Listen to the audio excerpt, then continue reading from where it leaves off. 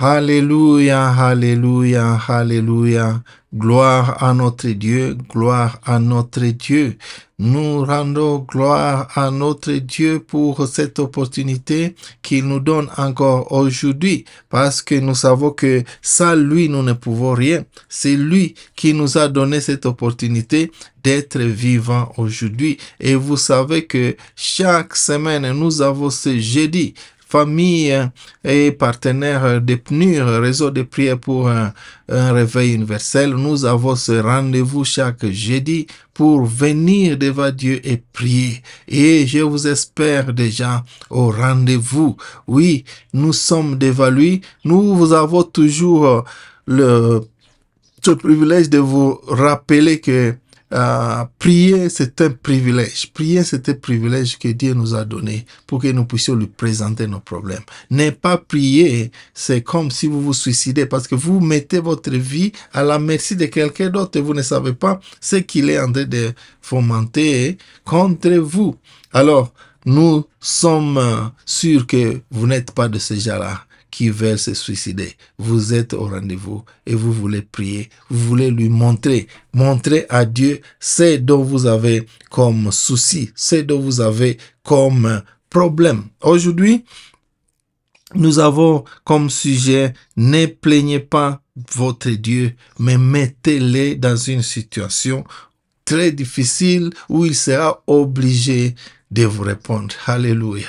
Ne plaignez pas votre Dieu, mais mettez-le dans une situation difficile où il sera obligé de vous répondre. C'est ça notre sujet qui va vous pousser dans la prière aujourd'hui. Et notre passage est dans Ésaïe 64, verset 3, dans la version Louis II, et verset 4 dans d'autres versions, notamment l'anglaise.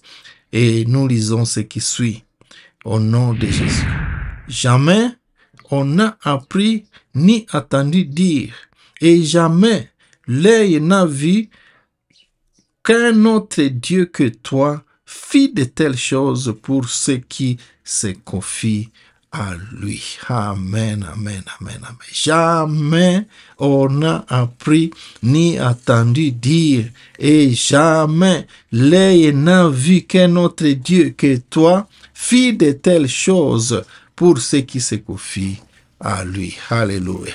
Ici, il s'agit de l'histoire de ces rescapés qui étaient à Babylone. Les rescapés étaient en train de prier, étaient en train de plaider leur Dieu. C'est Dieu, nous avons souffert dans la captivité ici à Babylone. Il est temps que tu puisses penser encore à nous pour que nous puissions rentrer chez nous à Jérusalem. Et ils sont en train de lui dire, mais pourquoi? Parce que jamais on n'a entendu dire, ni l'œil n'a vu ce que tu as fait. Hein? Ils étaient en train de se rappeler ce que Dieu a fait en Égypte. Ils sont en train de se rappeler ce que Dieu a fait même dans le désert quand ils sortaient d'Égypte et tous les miracles que Dieu avait fait pour eux. Et ils étaient en train de se souvenir de cela. Et alors ils viennent devant Dieu en train de plaider. Seigneur, rappelle-toi ce que tu as fait. Rappelle-toi de ce que tu as fait. Personne, il n'y a pas d'autre Dieu sur cette terre qui a pu faire.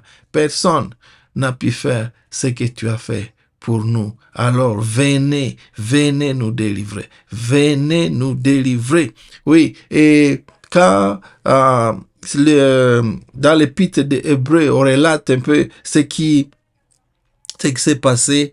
Nous lisons dans l'Hébreu 11, verset 16, que maintenant il en désire une meilleure, c'est-à-dire une céleste. C'est pourquoi Dieu n'a pas honte d'être appelé leur Dieu, car il leur a préparé une cité. Alléluia. Le mot que nous voulons voir là-bas, c'est Dieu n'a pas honte d'être appelé leur Dieu. Alors, vous voyez, quand ils étaient en train de se lamenter devant Dieu, ils étaient en train de plaider devant Dieu. Alors, Dieu a répondu à leurs prières, en leur envoyant les Néhémie, les Ezra, qui finalement les ont aidés à rentrer à Jérusalem. Pourquoi? Parce que Dieu n'a pas eu honte de les appeler leurs enfants. Que ça, ce sont mes enfants. Ah, ils sont venus devant moi, ils ont plaidé. Alors, laissez-moi les faire rentrer chez eux. Laissez-moi les faire rentrer chez eux. Pourquoi? Parce que ils ont plaidé. Ils ont fait ce que Dieu aime. Ils ont été fidèles à Dieu. Quand ils ont vu la souffrance, ils ont finalement dit non, nous revenons à Dieu. Nous revenons à Dieu. Nous ne savons pas, je ne sais pas ce qui est en train de se passer pour vous là où vous êtes aujourd'hui. Quelle est la situation dans laquelle vous vous trouvez aujourd'hui? Dieu est là. Il est en train de dire, venez à moi, vous qui êtes fatigués et chargés, et je vous donnerai le repos. Et c'est question de plaider. Plaidez devant Dieu et venez devant lui avec toutes vos requêtes et présentez-les à Dieu et Dieu va vous répondre. Oui, personne n'a vu ce que Dieu a fait. Et ils sont venus plaider devant Dieu. Je me rappelle l'histoire des trois amis de Daniel. Les trois amis de Daniel, on leur a demandé de s'agenouiller devant cette idole du roi Nebuchadnezzar. Mais ils ont dit non, nous n'allons pas nous incliner devant une idole, mais nous resterons fidèles à Dieu. Et Dieu a fait quoi? Il les a écoutés. Il les a écoutés. Même si on les a vus dans la fournaise de feu, Dieu les a fait quitter cette fournaise et ils étaient libérés. Alléluia. Ils étaient libérés. Oui, aujourd'hui, nous avons donné une histoire dans le texte que nous avons balancé dans le groupe. J'espère que vous l'avez lu. Si vous n'avez pas lu, vous pouvez aussi aller lire. Il faut vraiment lire. Nous vous encourageons de toujours lire ce texte parce que c'est le texte qui vous inspire pour les sujets de prière pour lesquels vous devez prier. Oui, dans le texte, il y a des témoignages. Disait vraiment ce témoignage. Je vais vraiment revenir sur un témoignage d'un serviteur de Dieu qui était délogé d'une maison par le bailleur parce que peut-être il ne payait pas. Alors, on l'a délogé. Le serviteur de Dieu a dit, moi, vraiment, serviteur de Dieu, depuis longtemps, je suis en train de servir de Dieu, notre Dieu céleste. Je ne quitterai pas ici. On l'a chassé dehors, il est allé dehors, et toutes les affaires étaient dans la rue. Il a dit, je ne quitterai pas ici, sans que mon Dieu que j'ai servi ne puisse venir se faire voir et me donner une maison où habiter. Moi qui l'ai servi depuis longtemps, comment est-ce qu'il peut me ridiculiser comme ça? C'est ça, le maître dans une situation difficile. Donc, il a mis Dieu dans une situation difficile, dans le pétrin. Moi, je suis ton serviteur. Vraiment, moi, qui t'en servi depuis des années, vous voulez maintenant qu'on me mette en dehors. Je suis dehors. Ah, il paraît que cette nuit-là, il avait plu. Et les enfants, et sa femme, et toutes ses affaires étaient mouillés dehors. Il attendait. Mais gloire soit rendue à Dieu parce que Dieu a vu. Selon ce que Hébreux 11, verset 16 dit, Dieu n'a pas honte d'être appelé son Dieu. Alors, il a suscité un des amis qui étaient de ce côté-là, des voisins, pour aller lui donner une maison. Et il a eu une maison. Dieu a répondu à sa prière. Nous sommes en train de dire quoi? Nous sommes en train de dire que Dieu n'a pas honte d'être appelé un enfant de quelqu'un qui est fidèle à lui. Alors, aujourd'hui, quand vous venez devant lui dans la prière, est-ce que vous pouvez dire que vous êtes fidèle? Est-ce que Dieu peut témoigner qu'il n'a pas honte de t'appeler son enfant, de telle sorte que quand vous avez une situation, tout le monde dans ce groupe, vous avez des situations, vous avez des problèmes, vous avez des sujets de prière pour lesquels vous priez aujourd'hui. Mais quand vous les présentez devant Dieu, est-ce que Dieu peut dire, oui, celui-ci, c'est mon fils, il faut que j'intervienne.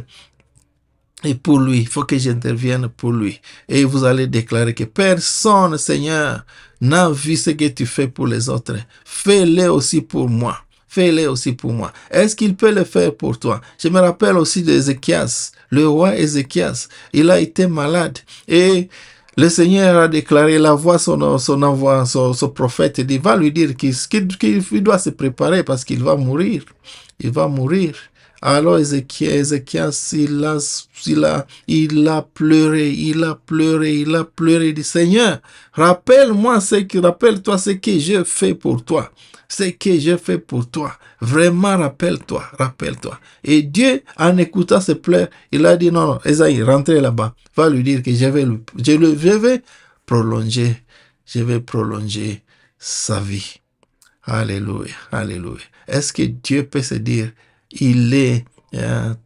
que tu es mon serviteur, tu es le serviteur de Dieu? Est-ce qu'il peut te dire cela? Pour cette raison, il peut répondre aux prières que vous avez aujourd'hui, parce que c'est sûr que vous avez une liste. Nous vous encourageons toujours d'avoir une liste de points de prière qui va vous aider maintenant à évaluer ce que Dieu a fait pour vous. Vous avez une liste. Est-ce que Dieu peut dire, oui, ça c'est mon enfant, je vais venir l'enlever des problèmes dans lesquels il se trouve, parce qu'il est mon serviteur.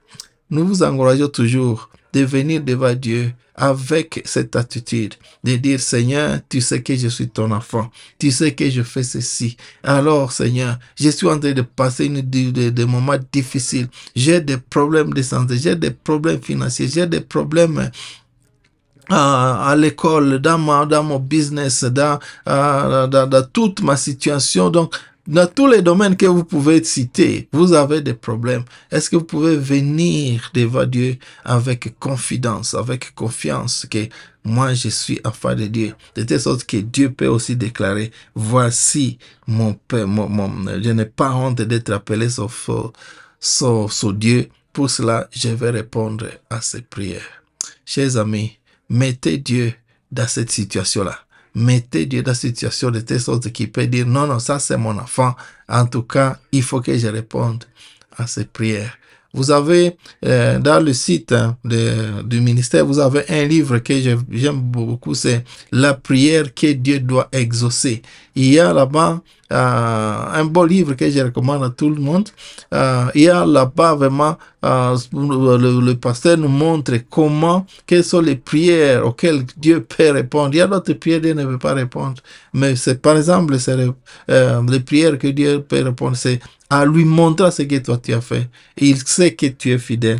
Tu es fidèle à lui. Et il sait que tu travailles pour lui. Tu peux te justifier devant Dieu que voici, moi je t'appartiens, Seigneur. Alors, réponds à mes prières.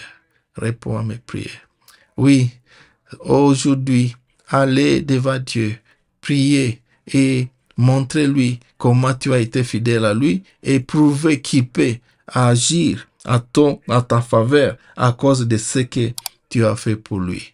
Que Dieu vous bénisse. Aujourd'hui, restez dans la place de la prière. Réservez toujours ce moment de prière. Mettez-vous à côté. Laissez l'ambiance des autres et allez un peu à l'écart pour aller prier et présenter vos problèmes. Tout en sachant que Dieu a fait beaucoup de merveilles dans le passé et il peut le faire pour vous à condition de lui appartenir. Que Dieu vous bénisse. Amen.